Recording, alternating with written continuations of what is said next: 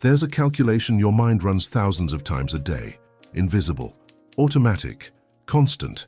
Every person you meet becomes a temporary variable in an equation that defines how much you're worth in that instant. The mind measures, adjusts, repositions, and you call this self-esteem, but it's not. It's a perpetual fluctuation that depends on external references to exist. 30 days without comparing yourself isn't an emotional challenge. It's a psychological experiment. What happens when you remove the structure on which your identity was built? What dies when the ruler disappears? And what's born when the mind stops living in terms of relative position? What you're about to go through isn't a self-help journey. It's the revelation of how self-esteem works when it no longer depends on a mirror. Mechanism by mechanism, layer by layer. And in the end, you might discover that what you called me all your life was just a reflection calculated in real time. In the first days, the mind runs the comparison calculation even without an object. It searches for the ruler that's no longer there. This movement happens because identity was structured on relative positioning, not autonomous existence. The brain tries to locate where you are in relation to others, like someone searching for coordinates on a map that vanished. Comparison isn't a conscious habit. It's an operating system. Every interaction with another person activates this system. There's measurement, calculation, adjustment of internal value based on perceived position. And this value fluctuates constantly. There's no fixed self-esteem when it depends on external variables. There's only a temporary feeling that changes with each new comparison. Nietzsche observed this when studying herd mentality. People don't exist as isolated individuals. They exist as points in an invisible hierarchy, better than some, worse than others. And life becomes the perpetual navigation of this scale that no one drew, but everyone obeys. Identity isn't who you are, it's where you are. When comparison is removed, the system collapses. No reference. Not knowing if what you're doing has value, if you're evolving or regressing, if you're good or bad. Because all these measures always came from outside, from the perceived gaze, from received validation, from imagined position. And now, without that, primary emptiness emerges. The space where a sense of self should be, that was never built. This emptiness isn't failure, it's revelation. The discovery that what was called self-esteem was never internal property. It was a reflection calculated in real time based on how you believed others saw you. When the reflection disappears, only the empty architecture remains that always depended on it to have form. Most people spend their lives filling this emptiness with more comparisons, climbing, proving, conquering to confirm position. But when you stop, the possibility emerges to build something different, something that doesn't depend on an audience to exist, which requires going through the discomfort of having no form while the old structure dies. The next days will reveal how identity reconstructs itself when it no longer has a mirror. Around the fourth day, the identity architecture begins to crumble, not dramatically, like erosion. Everything that served for self-definition depended on external references, and without them nothing solid remains. What emerges are questions without coordinates. The identity that seemed solid was actually relational. Every characteristic you attributed to yourself only existed in comparison. Intelligent relative to whom? Successful compared to whom? Attractive measured against which standard? These definitions only worked because there was a scale, and you occupied some point on it. This created the illusion of defined existence. But when the scale disappears, the answers evaporate, and what remains isn't freedom, it's profound disorientation. There's no more clarity about what to seek, because everything that was sought made sense within the comparison system. I want that to climb the hierarchy. I avoid this to not descend. Without the system, motivations lose meaning.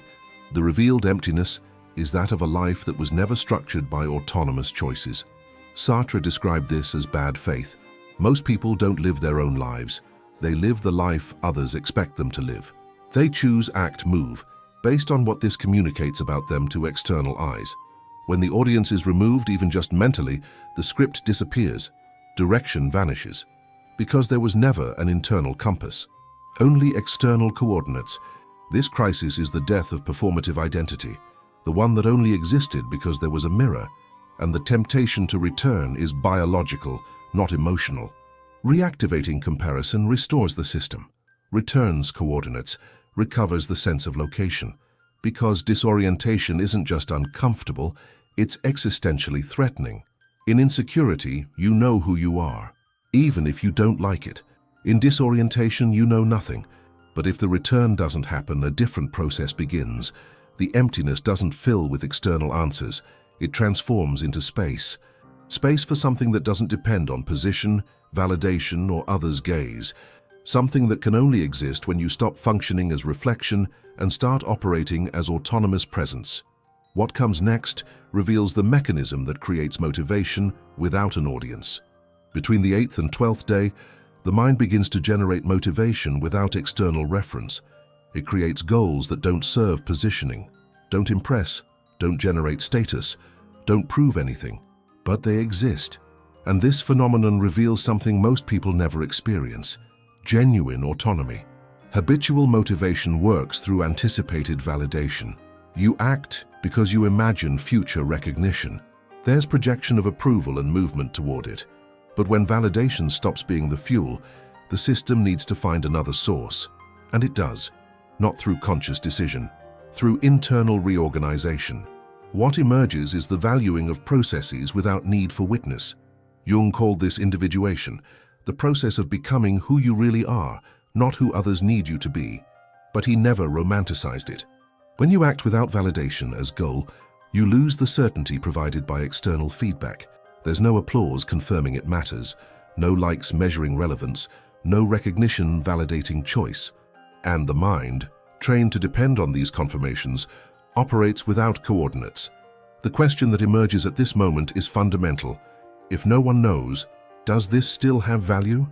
And the answer doesn't come as logical conclusion. It comes as cognitive reorganization.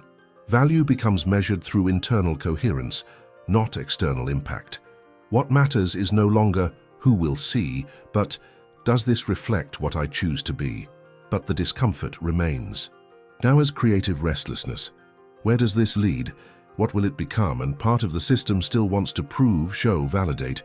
But another part, newly formed, doesn't need that. It operates just to live the process. Experiment, discover, without pressure to become something worthy of external admiration. This is the critical zone. Here, return is still possible. You can take what you're creating and transform it into performance. Seek audience again, just with more sophisticated disguise. Or you can continue, let it be private, genuine, without needing to be seen to be real. If continuity happens, something consolidates, an identity that doesn't depend on reflection. That doesn't need a mirror. That exists because it was chosen, not because it was approved. And this identity, unlike everything before, cannot be removed by external variables, because it doesn't come from outside. In the next days, an old resistance will need to be faced. Around the second week, the comparison system stops operating automatically, stops checking position, stops measuring, stops calculating where you are in relation to others. And most surprising is the absence of urgency. The constant movement that always existed simply ceases, and in its place, stability emerges, something that never existed while value fluctuated based on external references. Self-esteem begins to rebuild on a different foundation.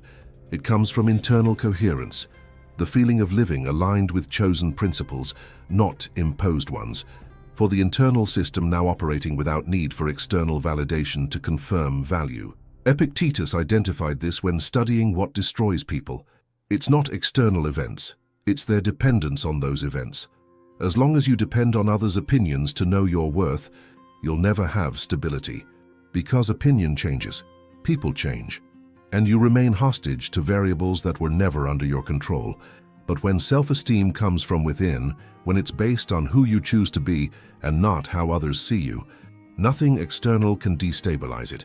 This doesn't create indifference, it creates autonomy. Criticism can be processed without internal collapse. Praise can be received without dependency. Others can achieve without generating threat to your own value. Because the system no longer operates through comparison, it operates through integrity. Value isn't relative, it's absolute, and it comes from internal relationship, not external perception. The calm that emerges isn't euphoria, it's absence of urgency. There's no more need to prove, no pressure to convince, no impulse to justify, because the only relevant judgment now is internal. And when you look inward with honesty, you know if you're being faithful to chosen principles or not. This reconstruction is silent. It doesn't happen through dramatic revelations. It happens through small, consistent choices. Each time you act according to internal principles, even without audience, you strengthen the new foundation. Each time you resist comparison, you consolidate something that cannot be removed by external variables. And gradually, real self-esteem reveals itself. It was always there. It just needed to stop being sought in the wrong place. An old part still resists, a part that learned to exist through others' gaze. In the next days, it will have to die. Between the 19th and 24th day, the social ego begins to die, not through emotional crisis, through gradual deactivation. The part of identity that was built for external approval loses function, and without function, it dissolves. This ego was the system that smiled when there was no desire to smile, that agreed to avoid conflict, that molded, adjusted, adapted to fit others' expectations. It operated for years believing that belonging was more important than authenticity. And it worked. It generated acceptance, avoided rejection, but the price was never knowing who existed under the layers of performance. Schopenhauer identified this when studying how people live. Most don't live as their own will. They live as representation. As characters on a stage that never closes the curtains, they play the role they believe they should play, and spend so much time in it they forget there's someone under the mask. But when you stop seeking validation, the mask begins to crack, and what appears isn't expected. It's someone who was never seen, someone who spent their life hidden. Solitude appears, but it's not physical solitude. Say it's the solitude of being alone with yourself for the first time, and this generates profound discomfort because this meeting never happened before. There was always someone between you and you, a voice saying what to think, a gaze saying how to act, an expectation saying who to be. And now, without any of that, you finally meet who was always there, waiting. This death isn't violent, it's silent. One day you simply don't care anymore if someone approves your choices. Not because you became arrogant, but because you finally understood that approval was never the point. Freedom and solitude are the same thing. You only discover this when you stop fearing the meeting with yourself. What dies isn't you. It's the version that only existed because there was an audience. It's the character that was played for so long it was confused with identity. And when it dies, what remains is raw, vulnerable but finally real. No longer living others' lives, living your own. And for the first time, this doesn't feel wrong. It feels honest. From this death, something is born that never existed while you were trapped in the comparison system. Something that never existed while you were trapped in the comparison system. A sense of value that doesn't need proof. With few days left to complete the month, the self-esteem system operates completely differently. The question, am I enough, stops making sense. This question always depended on comparison. Enough relative to whom? Measured by which standard? And now that external measurement no longer exists, the question loses function. In its place, another emerges. Am I being who I chose to be? This question shift reorganizes the entire value system. The first question puts you in perpetual competition with the world. There's never rest. There's always someone above, always something more to prove. But the second question puts you in internal dialogue, and the answer doesn't depend on external variables. It depends on honesty with chosen principles. You know when you're being true, and you know when you're not. Kierkegaard described this as the moment you choose yourself, not in the selfish sense, in the existential sense. You stop living automatically, reacting to what the world expects, and start living consciously, creating who you want to be. And this choice doesn't need validation. It needs courage. Courage to exist without approval as support. The sense of value that emerges comes from being whole, not from being better. There's no more fragmentation between who you are and who you pretend to be. No more division between what you feel and what you show. You simply are. And this creates solidity that nothing external can shake, because it doesn't depend on how others see you. It depends on how you see yourself through internal principles. Most revealing is the absence of need to explain. There's no impulse to convert, convince, or prove, because whoever needs validation missed the point. Transformation isn't in discourse, it's in presence. in how you act when no one's watching, in how you choose when there's no audience to impress. A lifetime was spent seeking something that already existed within. Self-esteem is revealed when you remove everything that isn't you, when you stop living as reflection and start living as origin. And the value that emerges from this doesn't need comparison, ranking, or proof. It simply exists because you exist, and that's enough. The final test is coming. In the last days, you'll have to return to the world where everyone is still measuring, comparing, competing. The question that defines everything is fundamental. Can the internal system remain stable in external environment that operates by comparison? On the 29th day, the return happens. You return to interacting with people who still operate through comparison. Return to environments where measuring is the default system. Return to the world that never stopped playing the game. But the internal system changed. And this doesn't manifest as superiority. It manifests as stability. You observe people still competing, still positioning, still trying to prove. And instead of judgment, there's understanding. Because that place is known. It was inhabited for years. The belief that value depended on being above someone. And now, operating outside this system, the weight they carry becomes visible. The exhaustion of never being able to rest. The anxiety of always having to perform. The loneliness of never knowing who they are when no one's measuring. Camus identified this when studying the absurd. The world demands things that don't make sense. And you can spend your life trying to meet these demands, or you can accept the absurd and live through your own principles. The return is about being among people without dissolving into them. It's about participating in the world without surrendering your identity to it. Now it's possible to see someone achieving something great and feel genuine happiness for that person, not because you're noble or evolved, but because their success doesn't threaten your value system. Your value isn't in dispute. You no longer operate through the game where someone's victory means your defeat. You operate through a different system, a system where each person can shine without dimming anyone's light.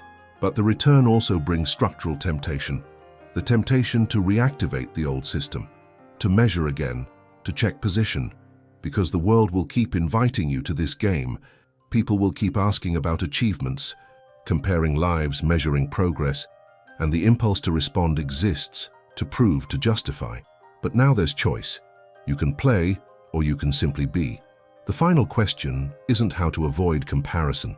It's how to maintain internal stability in an environment that operates by comparison. And the answer comes as presence. You become someone who's present with yourself, regardless of environment. Someone who knows who they are when alone and maintains this when accompanied. Something was found that no comparison can touch. The clarity of who you are when no one's measuring. And this clarity isn't fragility.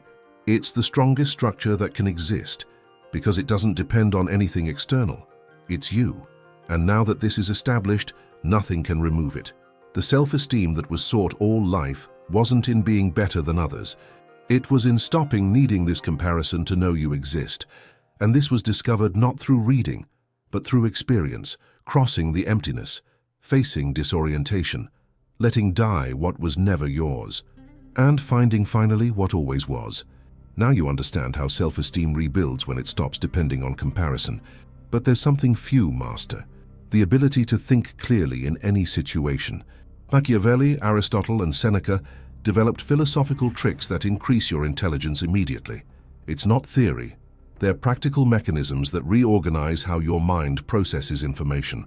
Click the video on screen now and discover the 10 philosophical tricks to be more intelligent immediately.